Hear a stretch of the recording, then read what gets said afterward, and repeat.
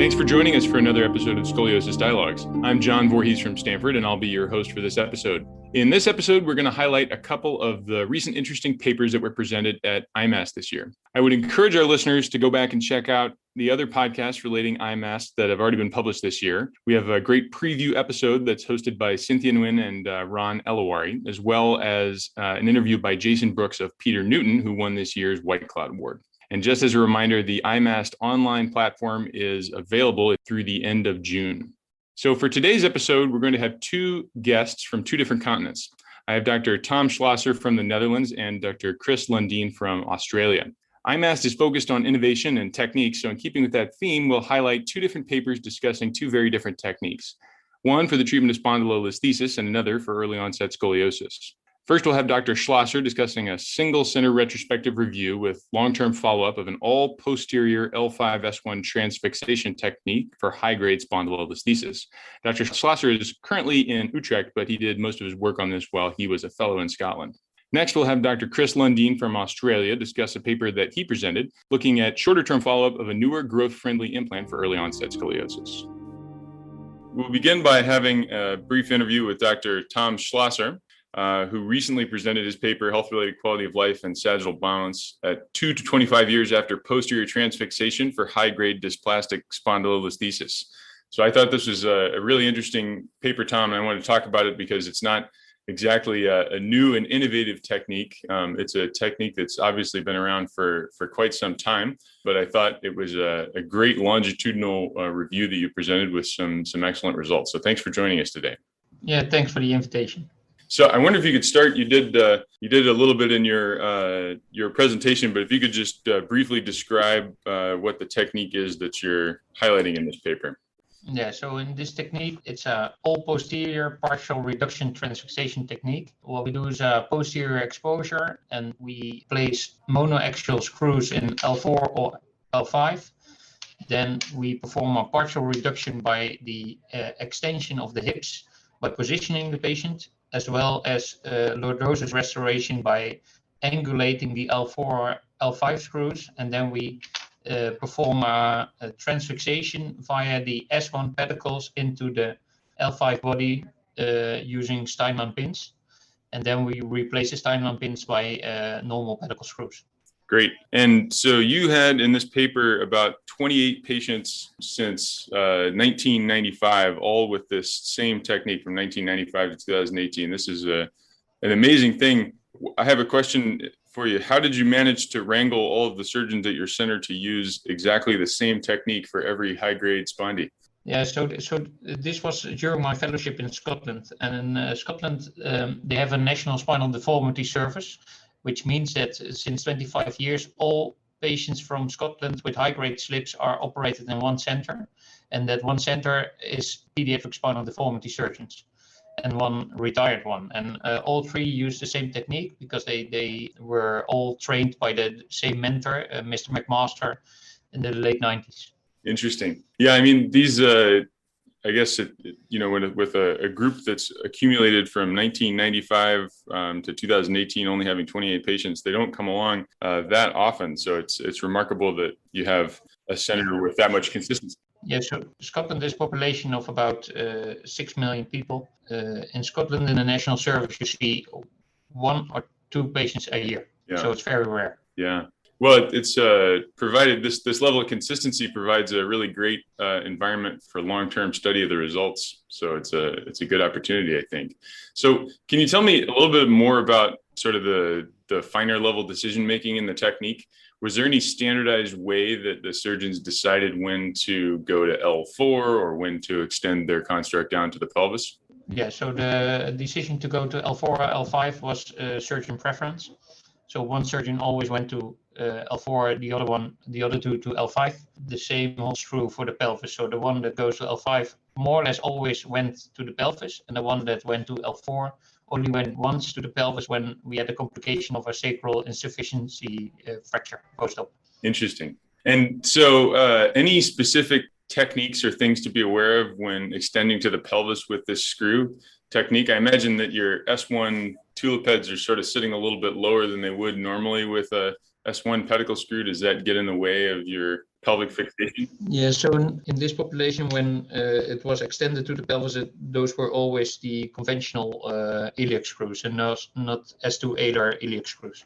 And you didn't have any S2 pedicle screws, is that right? In this population, there were no S2 pedicle screws, that's correct. And so you presented a reoperation rate of around 25%. And a lot of that was symptomatic hardware removal. Were those mostly in the pelvic screw group, or with some of those S1 as well? All iliac screws. All iliac screws. Okay. Yeah.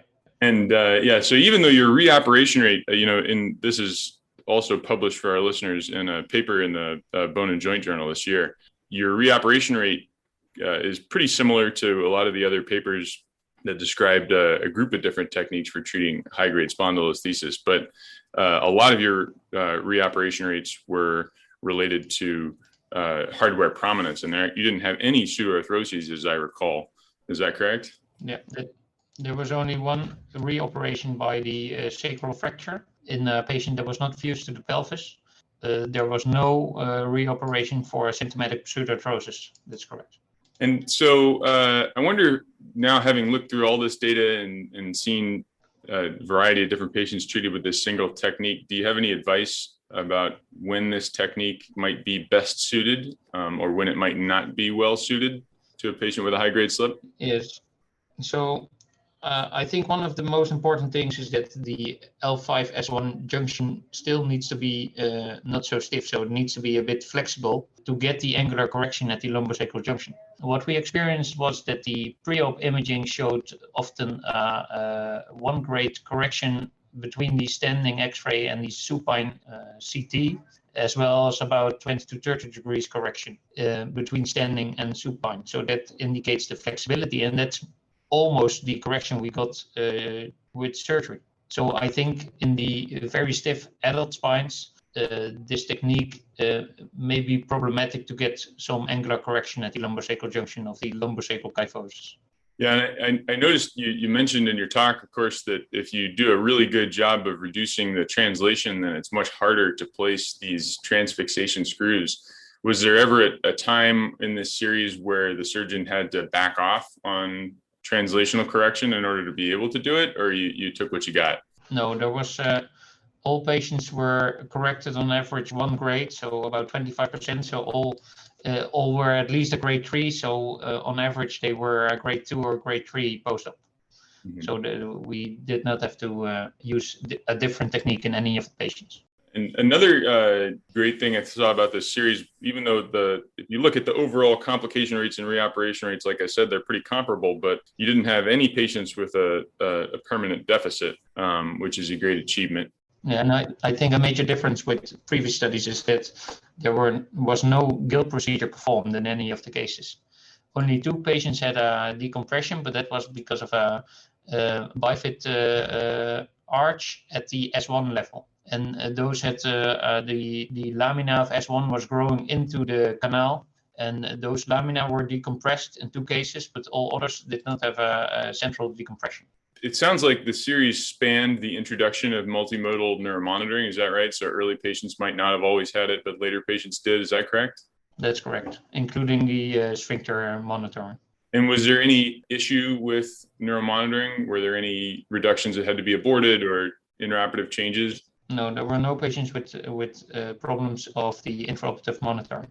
And you used free run EMG for all these cases now? Is that your standard? That's correct, yeah. So MEPs and free running EMG. And there were no free run EMG changes with reduction? Yeah, that's correct. That's interesting. I personally find it sometimes challenging to know exactly what to do with the free run EMG, because I feel like it's so sensitive. It gives me a lot of false positives sometimes. When I sneeze, I might see a little bit of a blip in the EMG. And then, another interesting thing that you mentioned was you have a great figure in your talk and in your paper with anterior fusion across the disc space. Even though you didn't actually do any discectomy or bone grafting anteriorly, it sounds like some of your patients managed to fuse across the disc space. And you have some CT data that you presented, but how about on X-ray? What's sort of the rate of anterior fusion that you think you're seeing there? Yeah, I think it's not so reliable to grade the anterior fusion rate on X-rays. So we only classified the CTs. So in Scotland there is a national PAC system. So also when those patients had a abdominal CT later on, we were able to check their lumbosacral junction on those CTs to see whether there was a union. So about 9 patients had a CT post-op during the follow-up, and 7 out of those 9 had a similar image with a great union on the anterior side. Mm-hmm. I also noticed a study that described that they put some bone graft in the transfixation hole before, when they removed the Steinmann pin, before putting the screw in. But I think even just transfixing the lumbosacral junction is enough to create a union there. Yeah, I mean, it seems to be enough when you do a transfixation bone grafting, like a fibular strut or a Bowman technique. But even then, I have a mentor who describes sort of putting an angled curette up through a drill hole when you're doing a Bowman and trying to wiggle it around in the disc space to encourage some fusion there as well. I'm interested to hear, after having done this extensive review, if you've made any changes to the approach that you take to high-grade spondylolisthesis. My personal opinion is that I have a very low threshold to also fuse to the pelvis, because we experienced that during the follow-up there was a change in the pelvic incidence in the population that was not fused to the pelvis. So we on average corrected about 30 degrees of the kyphosis at the lumbosacral junction, but during follow-up the pelvic incidence increased by 10 degrees. Mm-hmm. So that means that if you recreate lordosis at the lumbosacral junction, you will lose some lordosis in the SI joints.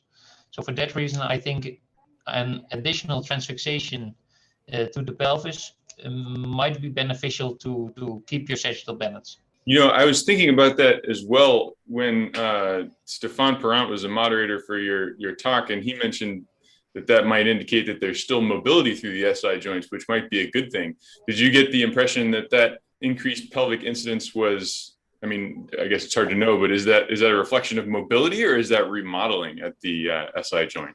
It's either mobility, it's remodeling, or it can be just the natural growth, because by natural growth also the pelvic incidence increases in the adolescence up to adulthood. Mm-hmm. So in those patients with high pelvic incidence or pelvic incidence that increased, did you also see a compensatory or a resultant increase in lumbar lordosis and thoracic kyphosis? So those patients remained balanced? Yeah, all patients remained globally balanced. However, only 1/3 had pelvic unbalance. And there was no clear difference in the pelvic balance between the patients fused to the pelvis or not fused to the pelvis. So we did not differentiate the increase in PI, but we differentiated in whether they were fused to the pelvis or not.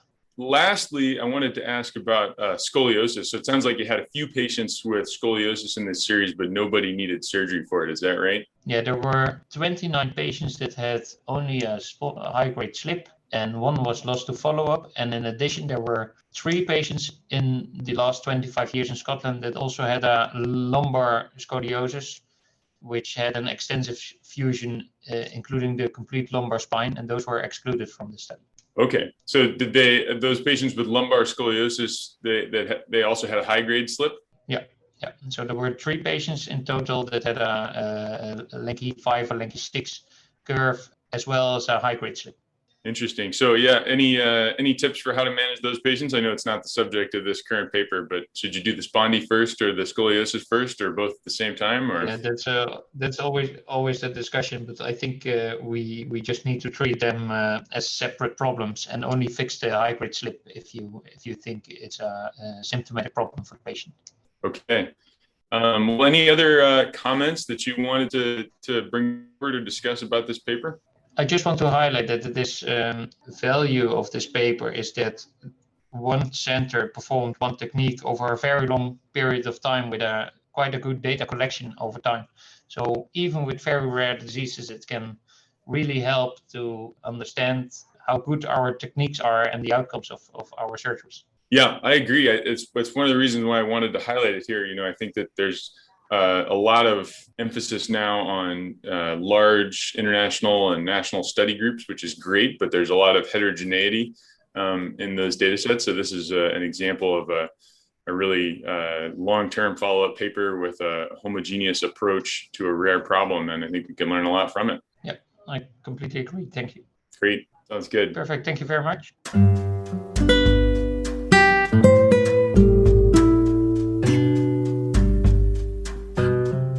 Emma is a volleyball player who was diagnosed with idiopathic scoliosis at the age of 12.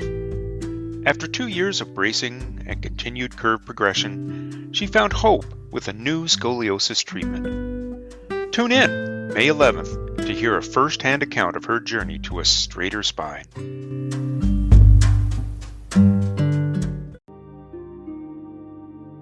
Okay, so now we have Dr. Chris Lundine from Australia, and we're going to ask him to discuss a paper that he recently presented looking at shorter-term follow-up of a newer growth-friendly implant for early onset scoliosis. So it's good to have you, Dr. Lundine. Thank you very much. Great to be here. I think it's evening for you, morning for me. Oh, that's great. So we're going around the world for this podcast. Perfect. Great. So your paper, for those who haven't had a chance to listen to the presentation yet, you had 1 year follow-up on a heterogeneous group of patients with early onset scoliosis that you all treated in Melbourne with the NEMOS growing rod. Is that right? Correct. Can you just give us an overview about what this rod is and how it works? So in 2017, we started using this product that one of our surgeons here attended the SRS meeting in Prague back in, I think it was 2016. And met up with the team, the design team from Paris at that time, and was very intrigued by this rod that we all know growing rods, early onset scoliosis is a challenging group. And there are many options out there, none of them perfect, and they all have their challenges and complications. So we adopted this technique in 2017, and we've been really wanting to follow how this rod works and whether it's working, whether we're seeing complications from it. Previous to this rod, we were using a few different growing rods, some standard growing rod constructs, using some magnetically controlled growing rods in some circumstances, but seeing some of the same issues that other centers have seen as well with that. Started using this growing rod in June 2017. The bipolar construct, you can use the NEMOS is the self-growing rod that goes with that. And the principles behind the bipolar construct is there's fixation at the top of the spine and the bottom of the spine, like any other growing rod construct. For us, usually the top is mostly hooks, a hook claw construct, but we do use pedicle screws at the top sometimes. And then at the bottom, if we go to the pelvis, we use an iliosacral screw. So rather than go sacroiliac, we're actually going the other way from out to in with a special connector that also goes with the system. Is that your preferred pelvic instrumentation for any type of growing rod or specifically for the NEMOS? For any type of pelvic fixation now, we're using that fixation and have been, again, since 2017.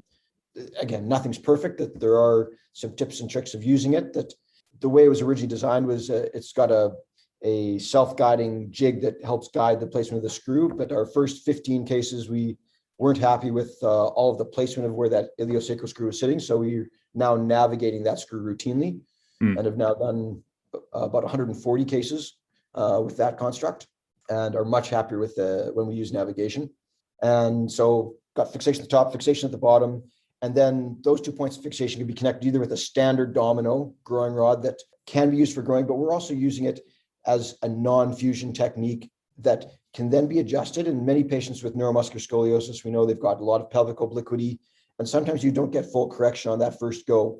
So even in some patients who are 14, 15, 16, we'll connect up this system with the standard domino and might go back 1 or 2 times to get a bit more correction of the pelvis later on. For our younger patients, and typically we're using an open triradiate cartilage as a rough guide to say there's still a lot of growth remaining. And in those patients, we'll be using the NEMOS growth rod. And the NEMOS is basically a rod connector. It's got a notched rod on one side that the system on the inside can basically grow along the notches without falling back.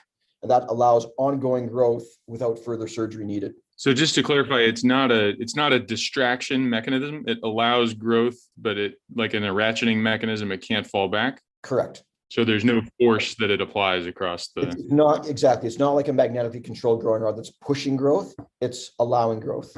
And certainly a lot of, in the patients where we're seeing growth, some of it is growth, but some of it is just ongoing curve correction that particularly in the more flexible patients, the younger ones, part of the way that it grows is a bit of physiotherapy, of traction and lengthening, of stretching the kids out and getting ongoing curve correction. And that can be one of the issues that potentially can happen, is that with too much traction, too much stretching, it can lengthen more than you want to. The notched part of the rod is straight. And that's the big issue with a lot of growing constructs, is that that straight part of the rod, if it sits low in the lumbar spine, it's going to flatten out the lumbar spine. In a walking patient, that can be detrimental because it can push them into positive sagittal balance. And so it's really ideal to try and get that notched part of the rod at that thoracolumbar junction. In the non-walking patients, we've actually found that can be beneficial because as you flatten out that lumbar spine, you're actually tilting that pelvis to get better posterior coverage of the hips. And a flat lumbar spine in a sitter is actually a good thing. In the non-walkers, we're actually getting better posterior coverage of the hips. And we're now also doing some work with our hip team here with Kurt Graham and Eric Rutz and and Abai Kott, who are our CP surgeons, looking at what our hip outcomes are in this group as well for our neuromuscular patients. That sounds really interesting. So how long of a segment do you have to have flat to implant this rod? So it comes in two sizes, 50 or 80 millimeters. And that's the amount of lengthening you can get across the construct as well? Correct. It's interesting. So you have this rod, and then you have at your center, you're also using magnetically controlled growing rods and previously traditional. So which patients are you choosing to use this construct for versus those other options? Since 2017, this has been our primary go-to construct for anybody with an open triradiate. We still are using some standard growing rods, standard domino that require surgery to lengthen.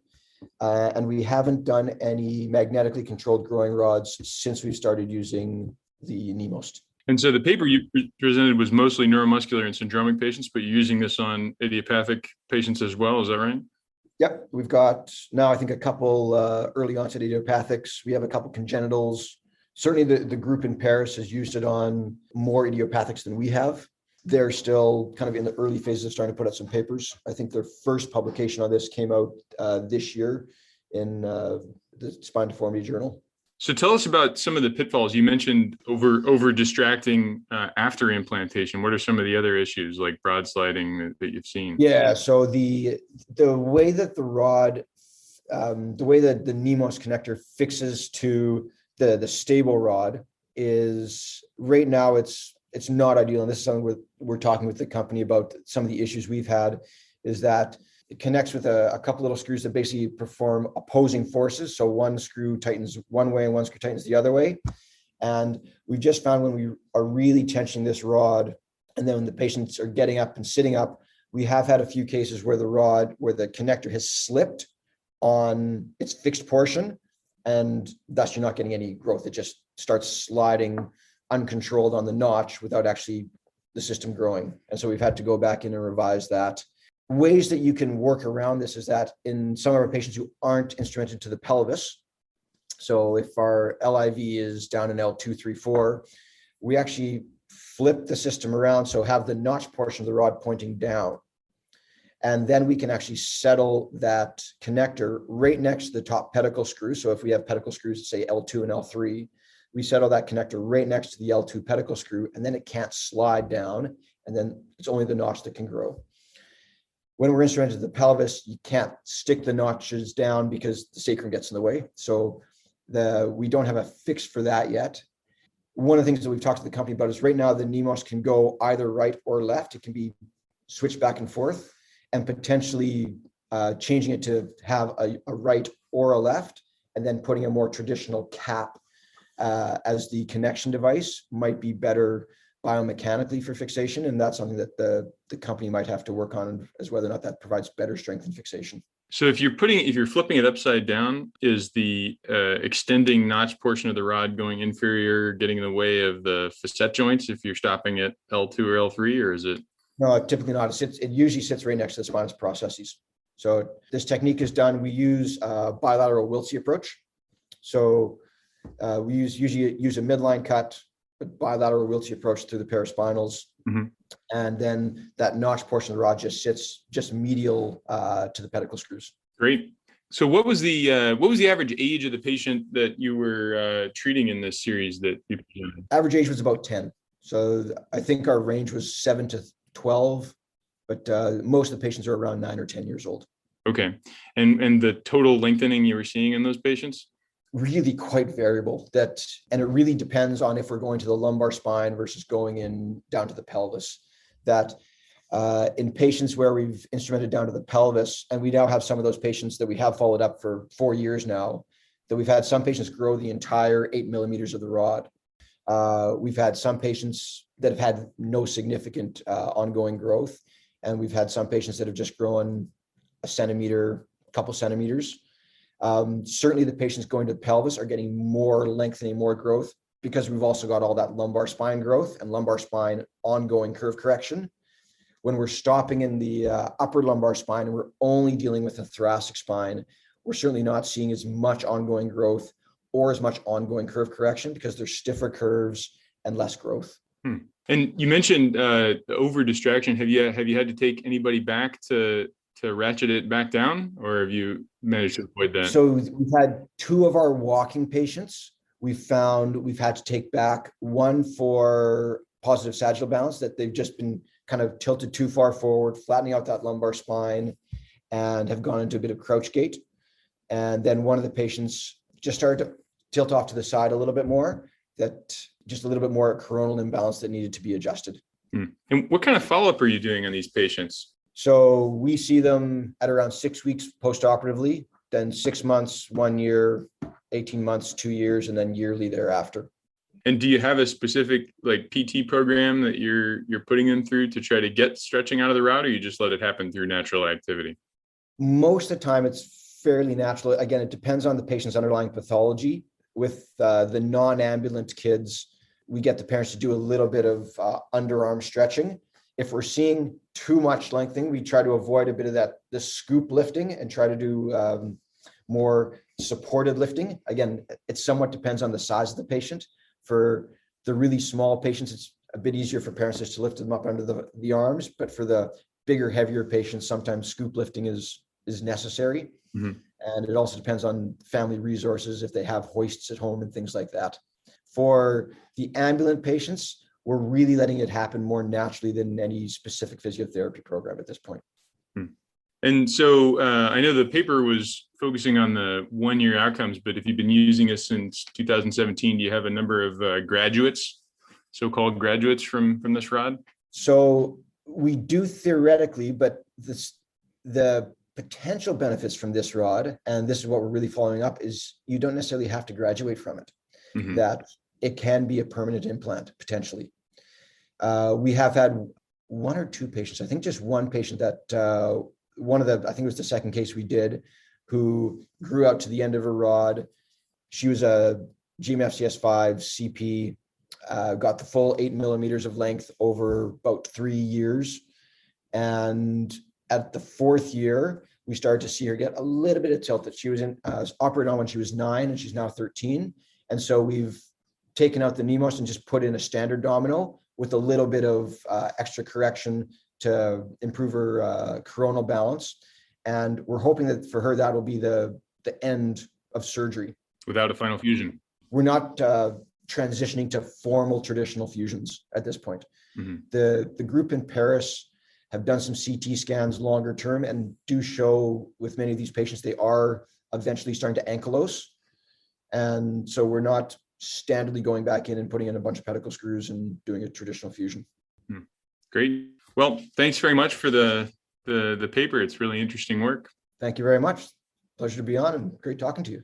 Yeah. Anything else you wanted to add for our audience?